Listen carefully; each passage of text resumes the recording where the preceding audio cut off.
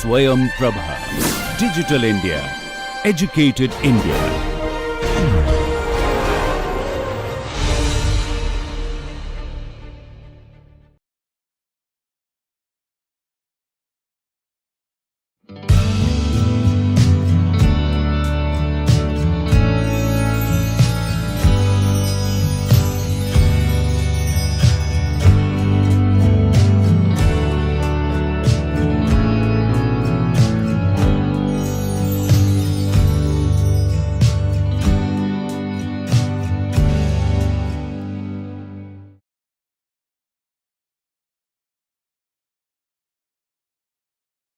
Hello everyone, welcome to the 19th lecture of this massive open online course on Sociology of Development. As you know, we are in the 8th week of this massive open online course on Sociology of Development. In this week, we are discussing dependency theory, and if you slightly recall, the way we started with dependency theory, especially in the context of Latin America, dependency theory in fact emerged in the context of the Latin American debates on underdevelopment. Okay? If you see this, as we have already discussed, dependency theory refers to a set of theories which maintained that the failure of third world states to achieve adequate and sustainable levels of development that resulted from their dependence on the advanced capitalist world.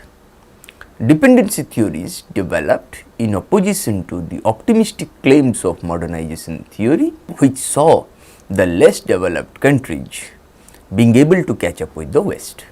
In other words, the proponents of dependency theory stressed that Western societies had an interest in maintaining their advantaged position in relation to the less developed countries and had the financial and technical and colonial imperialist wherewithal to do so.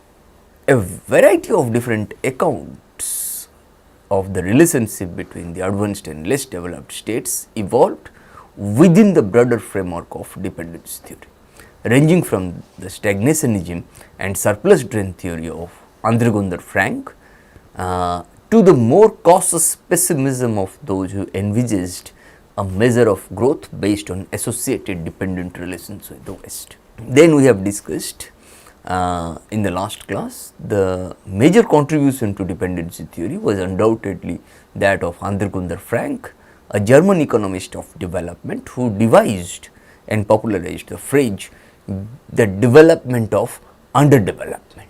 Okay? This is extremely important in the context of dependency theory. It describes what Frank saw as the deformed and dependent economies of the peripheral states, in his terminology, satellites of the more advanced metropolises. In Capitalism and Underdevelopment in Latin America in 1969, Frank argued that the third world was doomed to stagnation because the surplus that it produced was appropriated by the advanced capitalist countries through agencies such as transnational corporations. Frank himself insisted that growth could only be achieved by serving ties with capitalism and pursuing autocentric socialist development strategies. As a prefatory remark, as we have discussed, the dependency theory was flawed by an overemphasis on economic factors and in some versions a necessitarian logic based on the idea of a surplus drain, extraction and appropriation of profits from the less developed economies to the rich and powerful nations. Nonetheless, it had the merit of drawing attention to the international dimension of development and brought the power relations between states under scrutiny.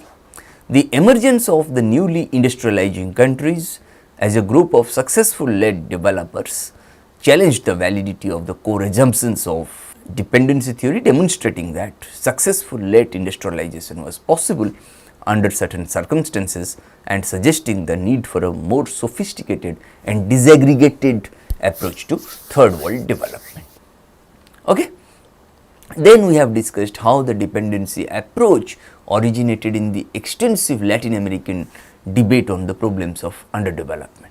Dependency approach not only contained an effective criticism of the modernization paradigm, which postulates that the less developed economies would eventually catch up with the industrialized world, provided they emulated the economic and social systems of Western capitalism, but also provided an alternative perspective and still functions as a catalyst in the development theory which is taking shape at present. The dependency school emerged from the convergence of two intellectual traits. On the one hand, neo-Marxism, and on the other hand, United Nations Economic Commission for Latin America, popularly known as ECLA tradition.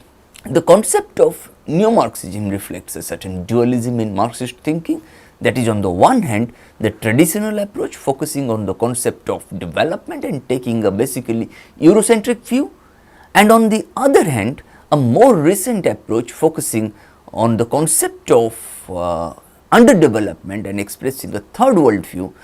I mean, the kind of dualism that it posed, I mean, neo-Marxist thought posed, I mean, controversies persist as to the continuity or discontinuity of these two approaches. One approach holds its analysis from the vantage point of the developed countries, and the other holds its views from the vantage point of the less developed countries.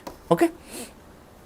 A second important background to the dependency school was the more indigenous Latin American discussion on underdevelopment, reflecting specific economic and intellectual experiences in various Latin American countries, particularly during the Great Depression of the 1930s. The economic crisis dramatized the version of Latin American dependence, and it initiated more systematic economic research, and it necessitated a policy of import substitution, later systematized into a development strategy. Then we have discussed Marxism versus neo-Marxism from four vantage points: Marx and the Third World, Marxism in Latin America, the New Left in Latin America, and Paul Baran and the rise of neo-Marxism. Especially Paul Baran's concept of economic surplus, Paul Baran's concept of the distinction between actual surplus on the one hand and potential surplus on the other. Okay.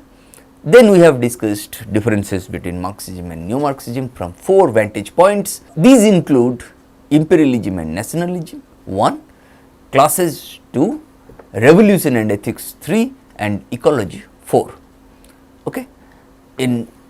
From the vantage point of imperialism and nationalism, we have discussed Marxism as interpreted by Lenin sees imperialism in a centers perspective, that is as a stage of development of capitalism that is alternatively known as monopoly capitalism. And in Lenin's terms, imperialism is the highest stage of capitalism. On the contrary, neo-Marxism sees imperialism from the peripheries or the victim's point of view, from the point of view of the less developed countries. For example, Mao Zedong's nationalistic appearance and so on.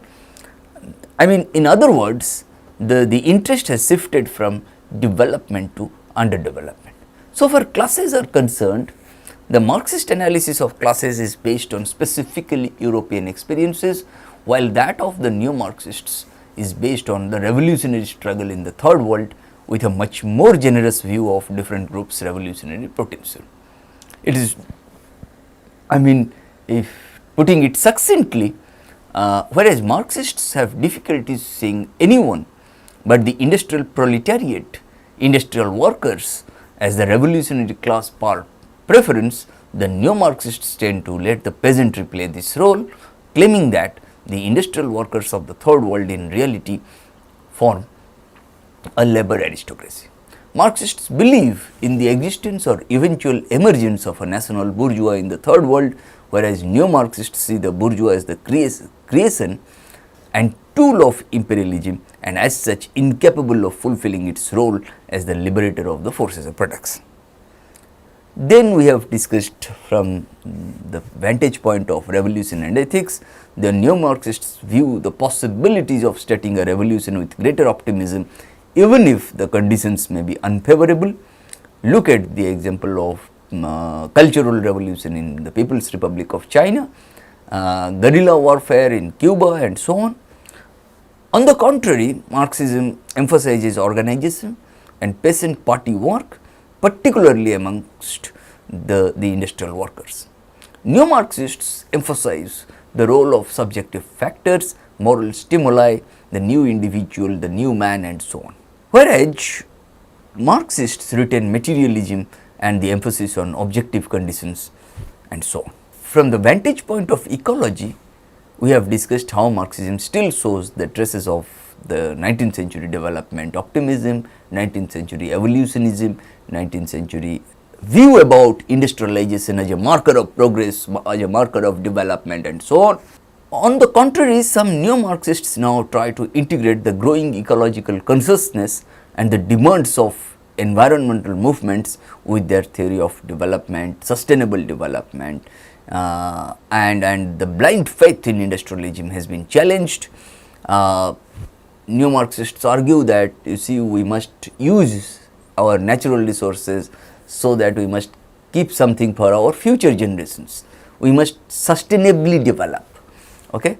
Why? No, precisely because our resources are scarce, our resources are limited. We cannot afford to use all our resources at one go. We must keep them for our future generations so that they can also use. I mean, whenever we develop, we must sustainably use, we must sustainably develop. Okay? Because our natural resources are scarce, our natural resources are limited. On the contrary, Marxism suggests that what is scarcity? Scarcity is a bourgeois invention to legitimize economic inequality. Okay? We have discussed till this point. Now, in this lecture, we are going to discuss Ekla development thinking in terms of Raoul Prebisch and Ekla, programmed industrialization, the Ekla theory of development, and so on. When you look at Ekla development thinking, as a prefatory remark, during the interwar period, a growing number of ideas and analyses based on concrete Latin American conditions as well as more systematic social science research began to appear. Until then, social sciences, when I say interwar period, I mean the period between the First World War and the Second World War. Okay? Until then, okay, I mean prior to the interwar period, prior to the period between the First World War and the Second World War, until then, social sciences had mainly consisted of speculations in social philosophy, strongly influenced by European culture and social debates. The Latin American authors were isolated thinkers, who mechanically grafted European 18th century evolutionism, Comte's positivism, and social Darwinism on Latin American conditions. The indigenous analysis of Latin America, which appeared at the end of the 19th century, were orgies in self-criticism and catalogues of Latin American weaknesses. For example, if you look at Chile, if you look at Bong's Nuestra America and Chilean Francisco Encina's Nuestra Inferioridad America. I mean, if you look at these on our Chile's economic inferiority its causes and consequences that he wrote, Encino. The obvious conclusion from this type of analysis was the idea of economic development through imitation. Then if you want to make development possible, you just copy the West, you just imitate the West, you just ape the Western models of capitalism. Okay, that was the thought process, and that was challenged in the context of ECLA development thinking. In 1895, prior to the interwar period, the Argentinian Alberti said North America is South America's great economic example. That's what people also used to say, that if you look at Great Britain as well as India, then Great Britain is India's great economic example, because they colonized us for almost 2 centuries. As a result of this, you will find that for a long time, even now, we want to ape the West, we want to mimic, we want to copy the West. But our features are different. India is culturally, economically, politically, socially different from most of the countries of Europe. If our contexts are different, then our development policies must also be different. We cannot keep on copying the West, we cannot keep on copying other countries of Western capitalism to make development possible in our own country. As a result of the First World War, the Mexican and Russian revolutions and repeated interventions by the US Latin American states, repeated interventions by the United States of America in South American states or Latin American states' internal affairs, there was a change towards finding the faults in the surrounding world rather than in Latin America. At the same time, the social analysis began to be based on more systematically conducted research rather than on their own internal factors and their more or less subjective ideas influenced by European social research and debates. As far as the social sciences were concerned, Chile appeared to be the country providing the most favorable conditions for research, particularly in the area of economics. Systematic instruction in the subject was given as early as 1813. The economic journal, Revista Economica, was founded in 1886. The Department of Economics at the Catholic University was formed in 1922 and that of the Chile University in 1935. Led by President Cerda, the Popular Front government founded the Corporación de Fomento de Producción in 1939, and this agency constituted the link between academic research and practical social planning. They tried to initiate a number of empirical studies which later formed the basis for a macroeconomic analysis which broke a number of economic taboos because of its orientation towards domestic economic problems.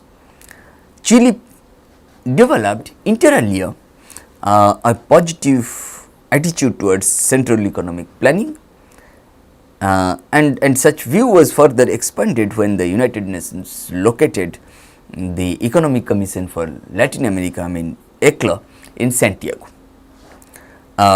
in Chile. It is interesting to note that the debate on economic research resulted in a certain polarization between the economists of the ECLA and the National University on the one hand and those from the Catholic University on the other. The Catholic University was influenced by the Chicago School and were known as the Los Chicago Boys. On a more theoretical level, this conflict manifested itself in the famous debate between structuralists and monetarists viewpoints. Coming to the way Ekla tradition, Ekla development thinking emerged, grew and so on, you will find that the Great Depression of the 1930s was a great divide in economic theory in the industrialized world, and it is also in these experiences that we find the roots of a specifically peripheral theory of economic development. The key figure here is undoubtedly Raoul Prebisch, who from 1935 to 1943 was Director General of Banco Central in Argentina, a country that was most severely hit by the Great Depression from 1929 to 1933. The idea of a center periphery structure in the world economy was implicit in Prebisch's early economic policy writings concerning Argentina, in which inward directed development and industrialization were seen as the remedy. It should nevertheless be noted that this industrialization drive is a recurrent phenomenon which can be structurally explained as the ideology of latecomers in development. Such ideology goes back to Friedrich List and the German reaction to Britain as the workshop of the world, and subsequently emerging in other industrializing countries. The United States in the mid 19th century, Russia in the late 19th century, Eastern and Southeastern Europe in the interwar period, and Brazil, Chile, Argentina, Mexico in the 1930s and 1940s.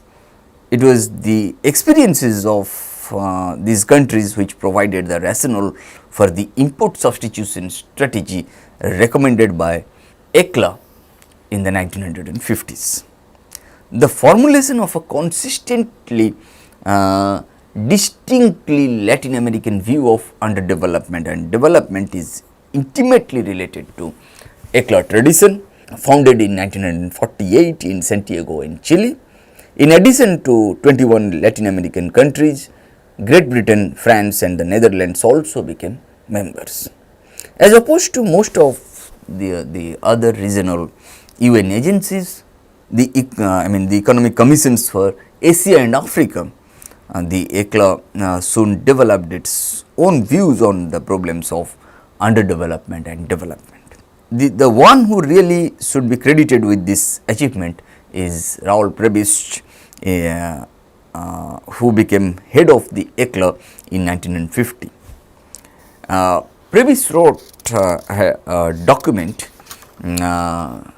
eventually to become the ECLA Manifest, the economic development of Latin America and its principal problems, that he wrote in 1950. This document suggests that in Latin America, reality is undermining the outdated schema of the International Division of Labor, which achieved great importance in the 19th century and as a theoretical concept continued to exert considerable influence until very recently. Under that schema, the specific task that fell to Latin America as part of the periphery of the world economic system was that of producing food and raw materials for the great industrial centers. There was no place within it for the industrialization of the new countries. It is nevertheless being forced upon them by events, 2 world wars in a single generation, in a 1914 to 1819 and then 1939 to 1945, in a span of 3 decades. You will find we found 2 world wars. Okay, there is no place within it for the industrialization of the new countries. It is nevertheless being forced upon by events, 2 world wars in a single generation, in a span of 3 decades, 2-3 decades, and a great economic crisis, the Great Depression of the 1930s. They have shown the Latin American countries their opportunities, clearly pointing out the way to industrial activity. It is obvious from this that Prebisch sought the causes for Latin America, Latin American underdevelopment outside the continent, and he found them in the system of international free trade. Consequently, his first attack was on the neoclassical theory of trade.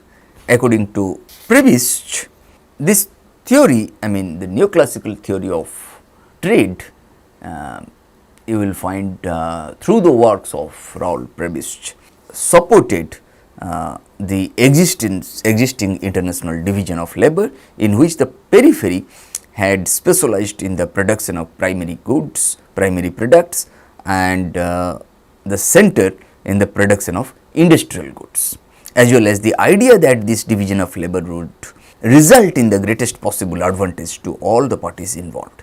As an example, Prebisch demonstrated that according to the neoclassical theory of trade, what would happen if technical progress was more rapid in the center's production of industrial goods than in the periphery's production of primary products. Assuming that the fall in prices would be inversely proportional to the growth of productivity, the prices of industrial goods would fall more rapidly than those of raw materials. The periphery would then be able to purchase more industrial goods for the same amount of primary products, and thus progress would accrue to all countries of the world even without an industrialization of the periphery. Raoul Prebisch's own empirical studies nevertheless showed that this prediction was not generally valid, this prediction by the neoclassical theory of trade. Prebisch found that Great Britain's terms of trade had gradually improved since 1880, and since Great Britain was predominantly an importer of primary products from the colonized world, he concluded that during this long period the terms of trade of the primary producing countries, that is the periphery including India, had seriously deteriorated in relation to Great Britain, that is the center. Raoul Prebisch's explanation of the deterioration of the periphery's terms of trade was that most of the profits from various increases in productivity had benefited only the industrialized countries. Prebisch also tried to demonstrate that this had not been a unique phenomenon, but a sign of underlying structural relations which the neoclassical theory of trade had not taken into account. On the production side, the theory had primarily neglected the neoclassical theory of trade had primarily neglected the true market structures. Technical progress may favor the producer by reducing costs, which in turn may increase profits and or wages. Prebisch claimed that development in the center rarely led to price reductions, mainly because of the high degree of monopolization of the factor and goods market there. The fact that imperfect competition was dominating meant that price falls could be avoided, and also that the labor unions, because of their strength, could claim a share in the technical progress in the form of increased wages. In the periphery, the opposite was supposed to be the case. Here the consumers received the fruits of technological change via reduced prices, mainly because primary producers operate under competitive conditions. However, in reality it was the consumer in the center who was favored, since technical progress in the periphery primarily occurred in the export industry. In this way, the center would benefit from the periphery's technical progress as well as from its own. On the demand side, it was noted that the goods produced for export in the center and in the periphery had different income elasticities. The income elasticity of imported primary products in the center was considerably lower than the income elasticity of imported industrial goods in the periphery. This was a result inter alia of Engels' law, which states that the percentage share spent on food is a diminishing function of income.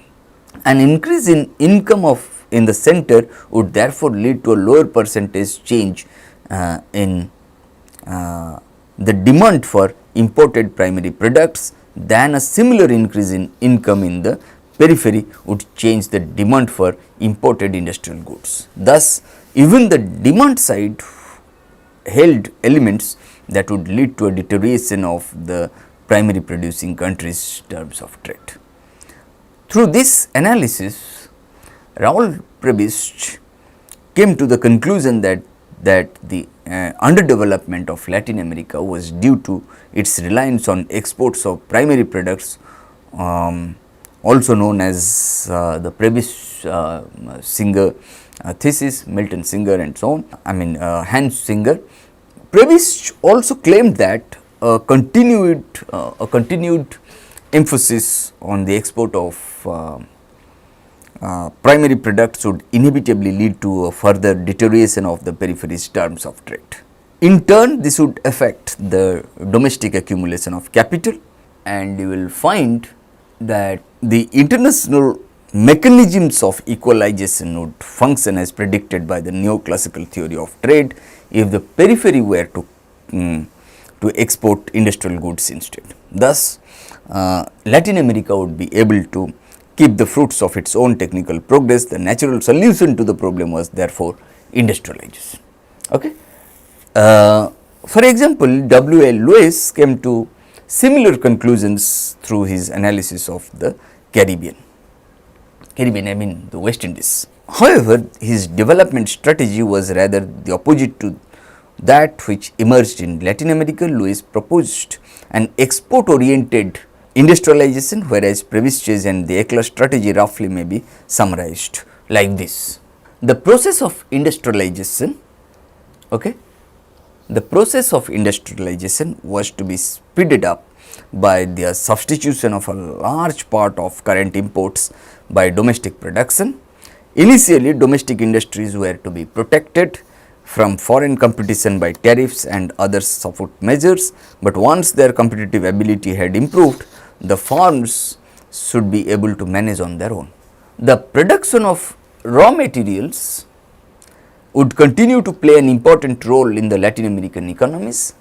The income earned from exporting raw materials should be used to pay for imported capital goods and thus help increase the rate of economic growth. Initially, foreign businesses were held to speed up the process of capital accumulation.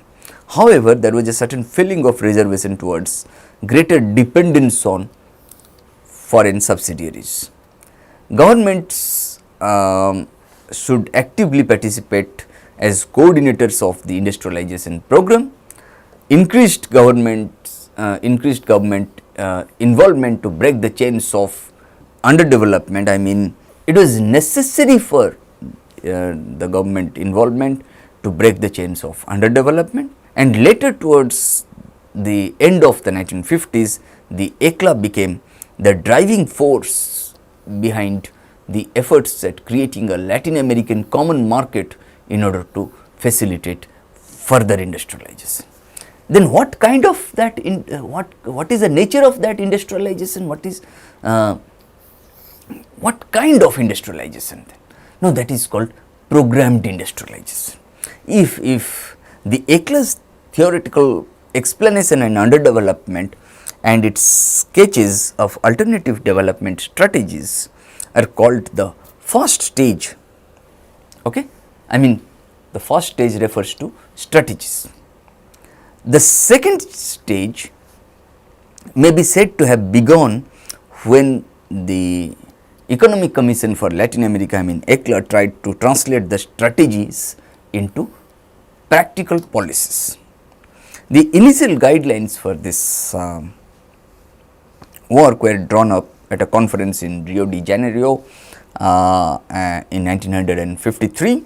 A well prepared policy of industrialization was said to be required if the process of underdevelopment was to be reversed, and the ECLA therefore tried to convince the Latin American governments of the necessity of this, offering to assist in the preparation of detailed development programs for each country.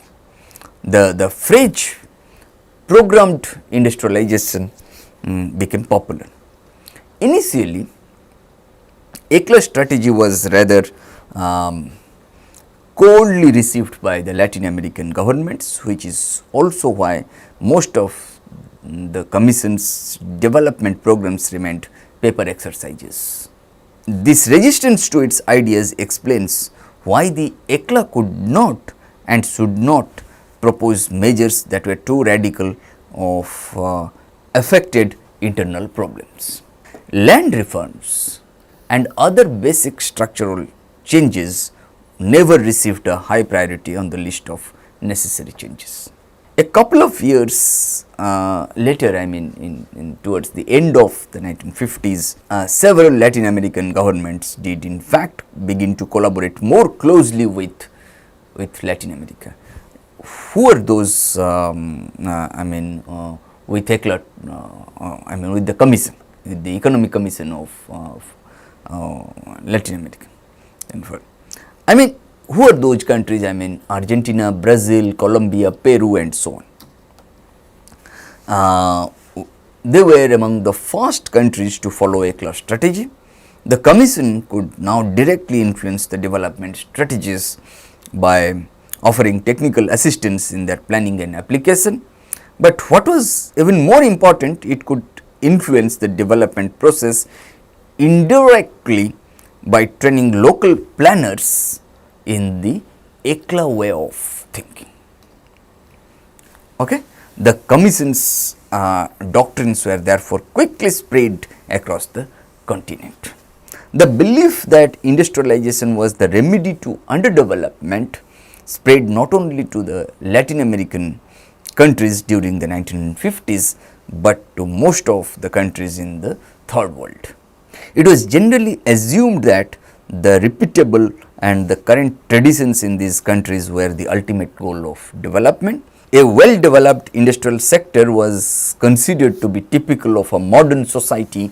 The various characteristics of an underdeveloped society would automatically disappear in the process of industrialization. The traditional oligarchy, for example, would play a diminishing role, which should eventually lead to both economic and political democracy. That is why I said decline of traditional oligarchy leads to both economic and political democracy. What is that? I mean, this in turn was thought to be necessary for the development of a modern mass consumption with a high level of technology, culture and scientific activity. Because of their belief in progress, because of their belief in the alternative to capitalist theory of development, because of their belief in the alternative to modernization paradigm, because of their belief in progress, these Latin American scholars were given the nickname developmentia. Okay? I mean, the proponents of dependency theory, the proponents of development theory and so alternative development theory. The Brazilian Celso Furtado was one of them, having experienced the rapid expansion in Brazil during the 1950s. Furtado wrote, by now the Brazilian economy could count on its own dynamic element.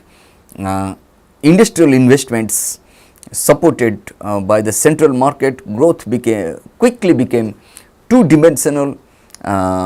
Each new impulse forward would mean an increasing diversification, a larger mass of resources for investment, a quicker expansion of the internal market and the possibility of such impulses being permanently surpassed. When you come to the ECLA theory of development, okay, especially Raul Prebisch's analysis of terms of trade is usually the only one referred to in this context, but it is important to realize that ECLA and Prebisch had more to say. In spite of the fact that most of the interest was focused on an analysis of the external sector. They actually tried to present a complete theory of development which particularly emphasized the structural imbalances between center and periphery. Their approach not only dealt with questions related to the theory of trade and the strategy of industrialization, but also encompassed the entire complex of development. Ekla attempted to demonstrate that underdevelopment is not the same as undevelopment. If you look at underdevelopment and undevelopment, they are not same, right? Okay. When I say undevelopment, okay, it implies lack of development. Okay. That is why Ekla attempted to show that underdevelopment is not the same as undevelopment. Okay. Undevelopment means lack of development, and underdevelopment was instead to be thought of as the result of a specific process that has led to underdevelopment in one part of the world and development in another. Ekla nevertheless did manage to formulate a general theory of development. Instead, a new method of analyzing the complex of underdevelopment was used, that is the structuralist method. Okay. But in spite of that, the paradigm of modernization was never really abandoned. Apart from its rather unconventional treatment of international relations, the commission was quite traditional. The greater optimism of Ekla economists about the ability of industrialization to put an end to underdevelopment must be critically examined. Like many other economists at the time, the Ekla theorists overemphasized the role of capital in the development process. After all, the main point was that the periphery's deteriorating terms of trade affected the accumulation of capital and consequently also the rate of economic growth. Thus, the paradigm of modernization was still pretty alive, but the Ekla and its new approach formed the basis for its eventual abolition. Their structural approach, I mean that early structuralism, which is a part of this structuralist method, is extremely important not only in the theoretical debate on development, but also a number of other theoretical contexts such as the Latin American inflation controversy. The cause of inflation had been keenly discussed in Latin America since the early 1950s. This debate is not as well known outside Latin America as that about the development of the terms of trade. The Ekla rarely participated officially, but some of the economists working at the commission did. At an early point, they attempted to formulate a theory of inflation which was to be an alternative to the prevailing neoclassical one, and particularly to the theory formulated by the monetarists, of whom the most extreme claimed that inflation was not a result of a given economic system, but rather a problem of the printing press. Inflation was primarily due to the irresponsibility of individual finance ministers who printed too much money to cover the government's budget deficit. The solution to the problem was therefore simply to stop the printing presses, which essentially is the same thing as reducing government expenditures. Actually, in mainstream as well as alternative economics circles, what is the difference between inflation and robbery? Okay. At one point of time, you may find that robbery is illegal, robbery is very exploitative in nature. At the same time, inflation is also very exploitative in nature. And both these forms of exploitation, okay, but robbery is illegal, whereas inflation is that kind of exploitation which has been legalized. Okay. because of the nature of the state, because of the nature of the state within the matrix of a class divided society, because of the nature of the state and its relationship with various other contending social forces and so on. The structuralists on the other hand claimed that the Latin American countries faced several structural problems which automatically created inflationary pressures. Basically, they were attributable to supply inelasticities. In other words, in economies with such problems, limitations of the quantity of money would not stop inflations, except in the very long run at the cost of, for example, a rise in unemployment to unacceptable levels. The monetarist solution to the problem, which was simply a proper monetary policy, was therefore rejected. With reference to the ECLA analysis of the general process of growth in Latin America, which primarily sought development as a result of the supply of capital, the structuralists criticized the organizations that followed the monetarists' recommendations for having far too restrictive criteria for lending money. I mean, who are those organizations? I mean, namely the International Monetary Fund, popularly known as the IMF, and the International Bank for Reconstruction and Development, IBRD, popularly known as the World Bank. And the political recommendations made by ECLA had a common denominator, the demand for increased government involvement. When I say increased government involvement, I mean it was the task of the government, it is the task of the government to correct all structural elements standing in the way of development. Nevertheless, ECLA always pointed out very carefully that it did not propose a planned economy. The Russian model was so vigorously rejected as the laissez-faire model. I mean, ECLA, the proponents of ECLA tradition, they not only brought about a critique of the modernization paradigm, they also had rejected the Soviet model of development planning. Okay? At the same time, they had already rejected the laissez-faire model. Laissez-faire means laissez-faire.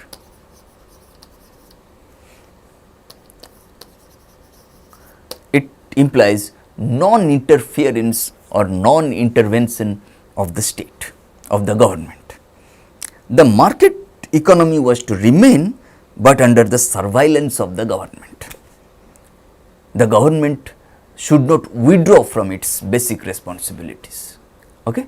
This Keynesian view played an important role in Latin America. What John Maynard Keynes suggested as a solution to the Great Depression of the 1930s, that a single dose of investment can create a generation of income and employment as well. When he said a single dose of investment, he referred to public investment, public spending. Okay? If there is no investment, if there is no public investment, if there is no public spending, if there is no government spending, then you cannot create income and employment. Employment cannot be created in vacuum, right? Employment must be created through public spending. That is the basis of Keynesian economics, which he outlined in the General Theory of Employment, Interest and Money of 1936. Okay? That's why when ECLA tried to point out very carefully that it did not propose a planned economy, and that's how both the Soviet model as well as the laissez-faire model were rejected. The market economy was to remain, but under the surveillance of the government. This Keynesian view played an important role in Latin America, but it was also accepted in almost all of the third world. Since the 1950s, governments have played a much more active role in these economies than in any other part of the capitalist world. An extensive debate followed in the wake of the ECLA tradition, Attacks were launched from both liberal as well as radical corners. The debate between the liberal economists and the ECLA is of little interest to the growth of the dependency school, and is therefore not, it's of more relevance, however, is the criticism of the modernization paradigm coming from Latin American social scientists. Okay.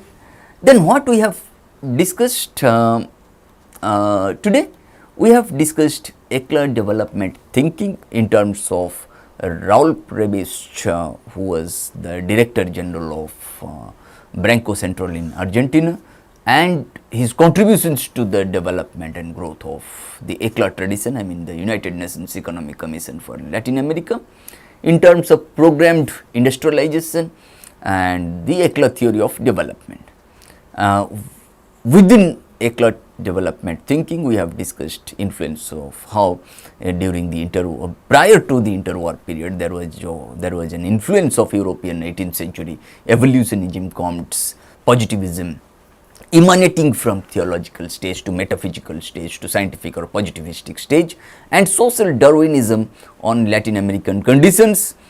And these European 18th century evolutionism, Comte's positivism, social Darwinism on Latin American conditions were challenged in the interwar period, the period between the First World War and the Second World War.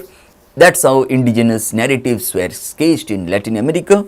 The Mexican, the Russian revolutions and repeated interventions by the United States of America in Latin American states' internal affairs were witnessed. We have discussed today Raul Prebisch's role in the formation of ECLA, and the economic development of Latin America and its principal problems, and how Prebisch systematically attacked the neoclassical theory of trade.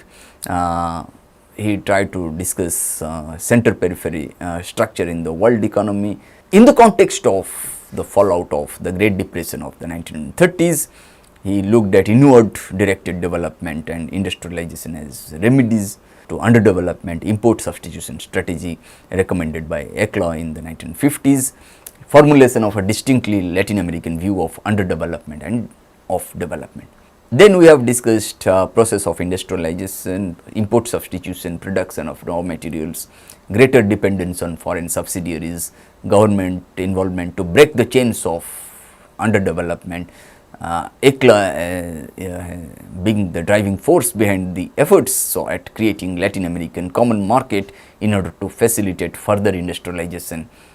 And what kind of industrialization? That is programmed industrialization. The first phase depicts strategies, the second phase depicts or rather translates those strategies into practical policies. And industrialization policy was required to reverse the process of underdevelopment through programmed industrialization. We have discussed how local planners in the ECLA way of thinking, decline of traditional oligarchy that has led to both economic and political democracy, modern mass consumption with a high level of technology, culture and scientific activity. Then we have discussed the ECLA theory of development, Prebisch's analysis of terms of trade, external sector, structural imbalances between center and periphery. There is a difference between undevelopment and underdevelopment. Undevelopment means lack of development. Underdevelopment means the result, it is the result of a specific process that has led to underdevelopment in one part of the world and development in another.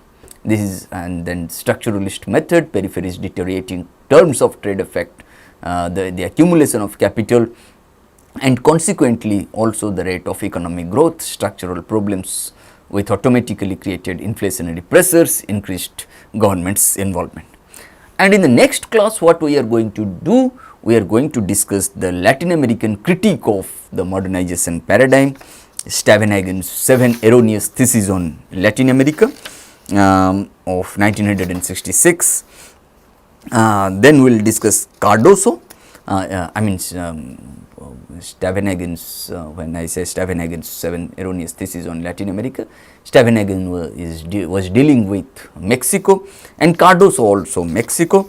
Then we will discuss Dos Santos in the context of Brazil. and Sankel, Oswaldo Sankel in the context of Chile, and then we will discuss Andre Gunder Frank, the main architect of the dependency theory. I mean, when he wrote Capitalism and Underdevelopment in Latin America in 1969. But at the same time, the way Frank wrote wrote an influential paper, The Sociology of Development and Underdevelopment of Sociology. Okay, we will discuss these portions starting from within the Latin American critique of the modernization paradigm. Within that, we will discuss Stavenhagen, Cardoso, Dos Santos, Sankel, and then Frank, and then we will move to how the Ekla analysis has been radicalized further in the lectures to follow. Thank you.